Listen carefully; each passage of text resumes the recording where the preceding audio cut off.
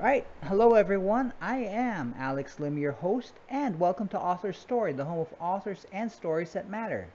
This episode's featured guest is James Buckley Jr., author of It's a Numbers Game, Soccer, the math behind the perfect goal, the game-winning save, and so much more.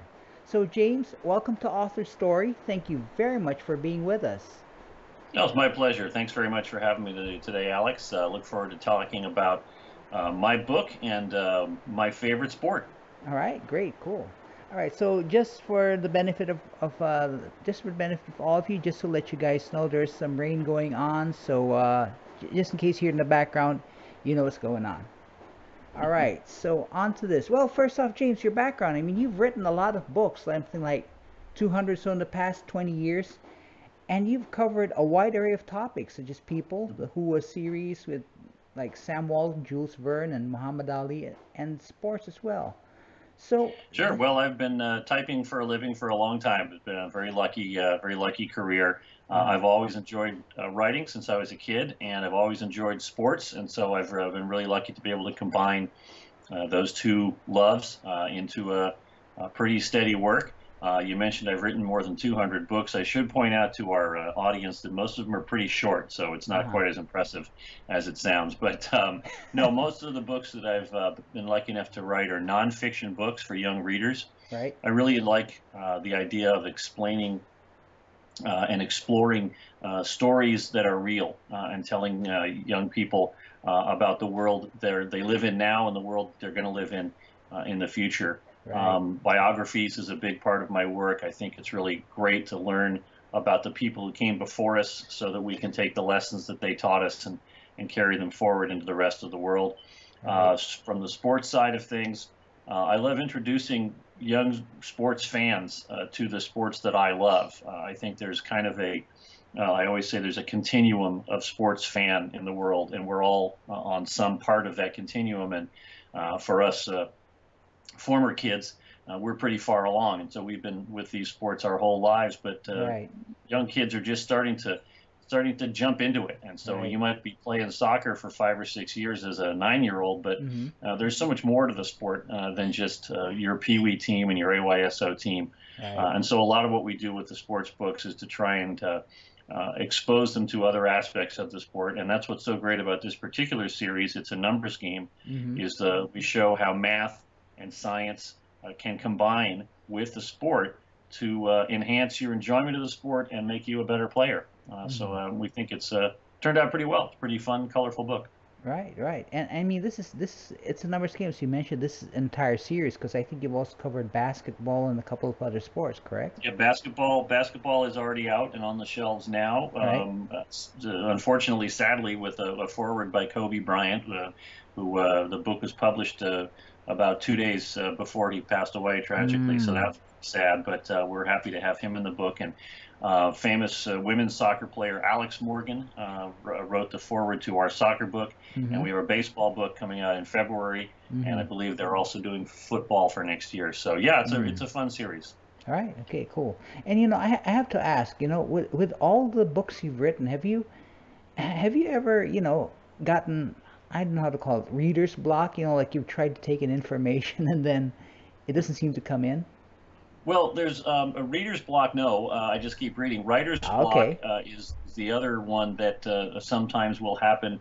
I don't ever have writer's block Okay. because, as I tell my young readers, whenever I have a problem writing or getting started, I just go look at my refrigerator, and Okay. that always throws them off because they're like, "What does that have to do with anything?" I say, "Well, my refrigerator is where I stack all the bills that I have to pay. So Uh-huh. if I don't go in there and write, then those Uh-huh. don't get paid. That cures writer's block pretty quickly. Right. No, seriously though, for young readers, when I talk to classrooms a lot, and as an author for children, all of us authors for children love talking to classrooms and students, and Mm. they do ask, how do I get started? And my fun answer for them is to start in the middle. Uh-huh. If you can't start at the beginning, start in the middle. You'll get back to the beginning later. Mm-hmm. And write about things that you like, write about things that you know about, and that's one of the, like I said earlier, that's what I really got started doing was writing about sports. I know about every sport you can name. I've written a book Right. about it, probably. And so it's a great way to combine. No matter what, everybody loves something. Everybody loves Mm-hmm. something. And so that can be the thing you write about, whether it's puppies or dogs or rock music or food or armadillos or whatever it is that you love. I always joke with kids that in high school, I once wrote an essay about how I didn't want to write the essay. So Okay, okay. right there. So yeah, it's writing is fortunately, knock on wood, always come fairly easy to me, Mm-hmm. and it's something I love talking about and telling young people how they can incorporate it into every aspect of their life. And just as we've combined math with soccer here, you can combine writing with any activity you have in your life. True, true. All right, great. Okay. So let's get onto a bit before we get in the book. Let's get into the topic it talks about. Soccer, or as the rest of the world calls it, football. So Hmm. to start off, for the sake of our listeners who might be somewhat confused about the naming convention, how did, well, soccer be called soccer in the United States, and how is it called? Why is it called football in the rest of the world? Sure. It's actually kind of a fun story that soccer fans will have heard many times over the years. But for those folks who are fairly new to this, the idea of kicking a ball around with your feet has been around for thousands of years, of course, since people had feet and balls. Right. You would just kick it. But in the 1800s, the idea of football as a sport, as a ball kicking sport, became a little bit more organized, codified, and there were a multiple number of ball sports being created in England in the middle of the 19th century. Mm-hmm. And there was a lot of confusion about the rules because everyone was playing it slightly differently. And Uh-huh. so in 1863, very famously, two large groups of organizations and teams got together in London. I think the pub is still there, actually, Mm-hmm. and had a meeting. And they decided that there would be two major kinds of football. One would be called rugby football, which was the Okay. kind where you pick up the ball and run with it. And the other would be called association football, and Uh-huh. that would be the football which only uses your feet to move the ball. Um, as the sport grew over the next couple of decades and it started moving into the United States, by that time in the United States, we had already popularized the sport that we call football, American football, where you Mm-hmm. run into each other with your head, which seems kind of painful to start with, but Right. that's how they did it.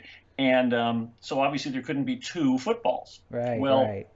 if you'll notice the abbreviation for the word association Mm-hmm. football is ASSOC, Mm-hmm. ASSOC, Right. Right. and that led to the nickname soccer.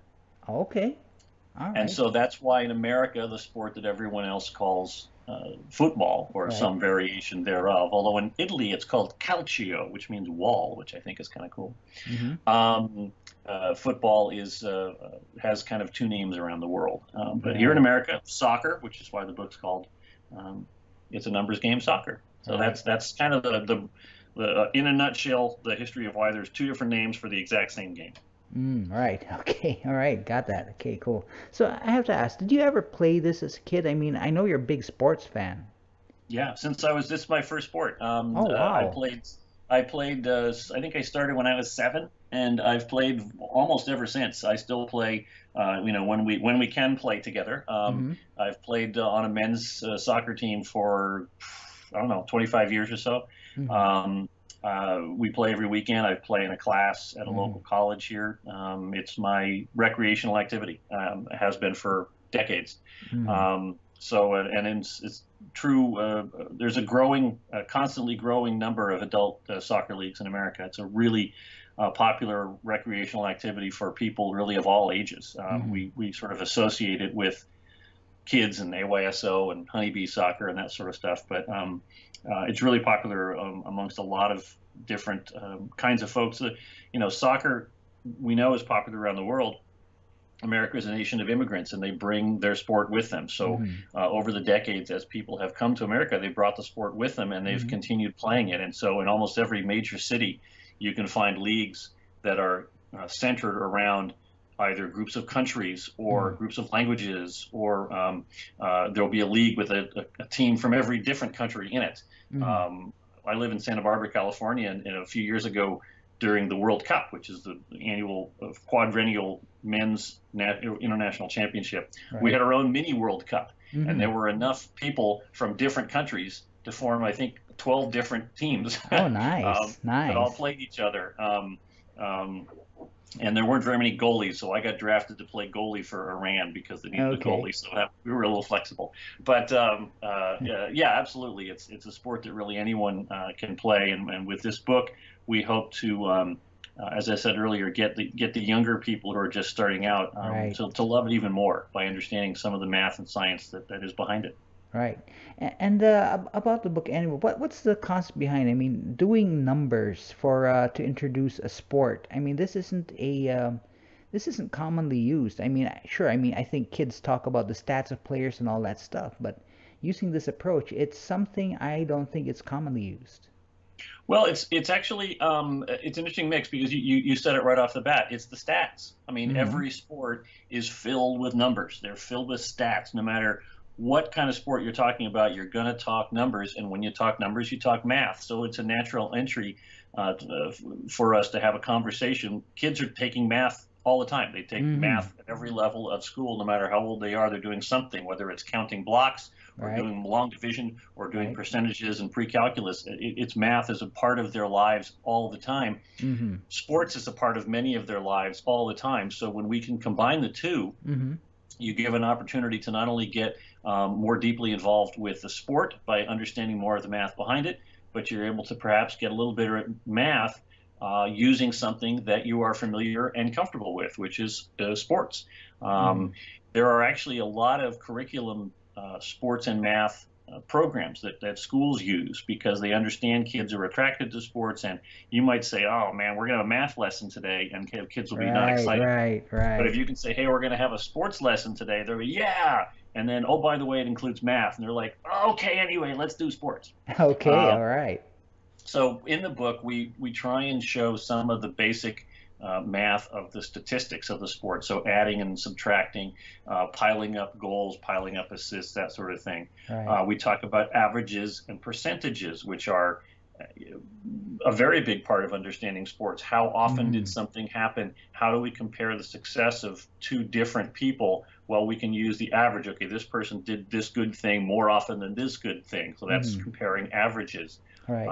So there's a lot of math that goes in it, but they already knew how to compare stats. Mm-hmm. Now we just Right. kind of took that next level and said, let's talk about how those stats come into play onto the field.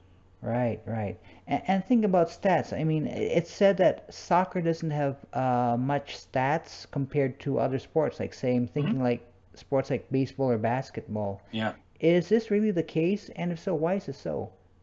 Well, it's definitely so. There's far fewer raw data points in a Okay. soccer game than there are in a baseball game. Mm-hmm. Just on one baseball play, you've got a pitch, a swing, a pitch location. Mm-hmm. If the ball is hit, it goes to a certain part of the field. A certain fielder catches it or doesn't catch it. They move in a certain direction. Mm-hmm. In soccer, it's a much more free-flowing game. There's Mm-hmm. not as many specific individual things that happen. Mm-hmm. However, much more so than in the past, because of the statistics revolution that's happening throughout sports, Mm-hmm. soccer too is adding new and deeper levels of statistical analysis. Mm-hmm. For instance, Pele played his entire career without ever hearing the stat possession percentage. Mm-hmm. He was the Okay. greatest player of all time. He knew if a team controlled the ball more during a game, kind of, he just knew it. He didn't have to Okay. see it. Well, today we're able to codify and analyze that. So if a team is able to control the ball 65% of the team time, they have a X times better chance of winning Mm. than if they don't control it. So that's a way you can talk to your team and say, okay, guys, by just simply controlling the ball and passing it safely back and forth amongst us, Mm-hmm. that's a positive thing. Mm-hmm. And we can show that now mathematically as well as physically on the field. Um, so while, yes, soccer doesn't have as many, that means the ones that it does have carry that much more importance. And so it's really important to Mm-hmm. understand them. You may not need to know in baseball what ultimate zone rating means. Mm-hmm. It's a field metric. But in soccer, now understanding possession percentage can really make a difference in how you approach the game. So it's not a lot of it, but what's there is really important. Mm. Um, and one of the other things we were able to cover in the book is another kind of math than statistics, and that's geometry. Mm-hmm. A lot of kids don't really associate geometry with soccer, but Right. a soccer game is one big giant geometric exercise of angles and movement and diagonals and speed Mm-hmm. and vectors, and all of those things are geometry. So understanding a little bit of the concepts of geometry, such as when a goalie is playing on their line, Right. moving toward the person who is going to shoot the ball makes it harder Mm-hmm. for the person to score. Now, that's not a natural reaction. When Mm-hmm. someone's shooting a ball at you, you don't naturally want to run toward them. Right. It's kind of Right. scary. Right. But we show with some diagrams and a little bit of geometry that moving toward the player, although counterintuitive physically, is mathematically the right thing to do. Mm-hmm. So you can become a better player by understanding geometry behind movement on a field, and that's one of the fun things that's in the book. Right. So would it be accurate to say that this book helps kids get into math, or this helps, you know, kids get into sports through math? Well, it's an interesting question. I think it's a little of both. I hate to sort of be equivocate like that, but Uh-huh. if you're a soccer fan, you're going to pick up this book because it's filled with soccer information, Uh-huh. and you might learn some math that you didn't know before. Uh-huh. If you're a math fan, this is a way for you to take the things that you enjoy already and add a layer of depth to them, to something you may not be familiar with. Mm-hmm. I think I'd probably make more soccer fans with this book than math fans, Mm-hmm. just because there's so much more soccer in it. There's so much more action. There's history. There's statistics. There's really good, fun facts. Right. But That's interesting. I don't know. I'm kind of I hadn't thought about it that way. I assume we're bringing in people who love one or the other, but how could I convince someone to love one or the other by reading the book? I think soccer probably would win out. Right. Okay. Okay. And you know, like it is an interesting approach. Mhm. All right. So I'm also thinking another statistic about soccer. Like soccer doesn't have that many rules compared to other games. I mean, like I think I like know, isn't in it great? in basketball, I think the rules in the NBA they change, like some of them change like from year to year. American football, it's got, oh, I don't know, hundreds of pages, I think, and soccer's Yeah. only less than 20, I believe. Yeah, there are I think 16, and they're called the laws of the game, which I think is kind of cool. Not rules, they're called the laws, make it sound very important. Okay. Um, it's a pretty simple game. I think it's one of the things, and you bring up a good point. One of the reasons that soccer is so popular around the world is it is a fairly simple game. Mm-hmm. Kick the ball into the goal, and the Mm-hmm. rest is details. Right. Um, it really can be learned quickly. The basics can be learned quickly Mm-hmm. and understood very quickly. If you Mm-hmm. haven't seen a soccer game, watch for a couple of minutes and you'll go, oh, I get it. They're kicking the ball around, they're trying to score. That's Mm-hmm. pretty much it. Whereas if you watch a football game and you don't know what's going on, a regular American football game, Right. it can get pretty confusing pretty quick. Right. So that really helps to the simplicity of the game, the beautiful game they call it, really can help with the popularity of the game, can help with the learning of the game. And the math is not complicated, and that's what's Mm-hmm. kind of fun about doing this book. It's not a book, it's not a sport where you need to have high degrees. There are some baseball statistics that are created using calculus, using Uh-huh. like Okay. probability theory. That Right. the only reason we have them now is because we finally have computers that can do the math. Uh-huh. And that's why soccer is so much more approachable from a math and science standpoint than some other sports, because it's something you can, most everyone can grasp at almost any Mm-hmm. age. Right, right, okay. And that's not to diminish, the importance of math in soccer, but I mean, compare. I mean, like you mentioned, compared to like baseball, base use calculus, and soccer really doesn't. But math is, I mean, important to soccer as well. And kids who are into soccer can pick up quite a bit of math, can't they? Absolutely. I think it's much less about the arithmetic and the calculation as it is about the physics and the geometry, which are at parts of mathematics. I mean, I think not a lot of kids understand that, and that might be one of the fun things to learn about this. Math is a lot more than 3 plus 3 and Right. 7 times 7. Math is a way of understanding the world through numbers, through geometry of shapes and angles.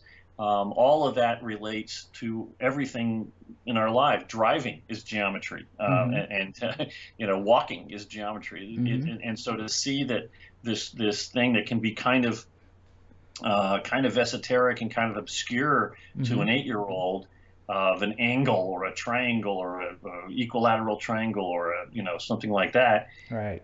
to suddenly see it on a context that is something they do every day, kick a ball around. Mm-hmm. um, the best way to make a pass in soccer is with the inside of your foot. It's Mm-hmm. called the L pass. Well, we describe it as making your foot into a 90-degree angle.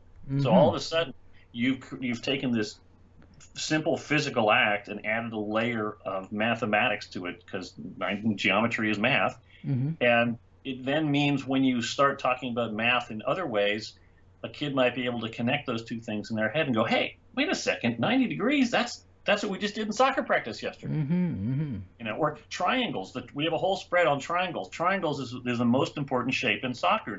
Most people don't know about this, but if all of a sudden you see the triangle, as we describe it in the book, and then watch a soccer game, triangles pop up all over the field Mm-hmm. all the time. Right. And by triangles, basically, it's three players forming a triangle, passing the ball amongst themselves. Right. Um, and it's really. I was just watching Champions League games yesterday, and you sort of start to think about, just watch those great players. All of them are doing triangles, Mm-hmm. whether they know it or not. And so now understanding that, okay, there's a shape I'm recognizing. I can see how it moves. I can see how it changes shape and remains a triangle. It becomes a Right. long triangle, tall triangle.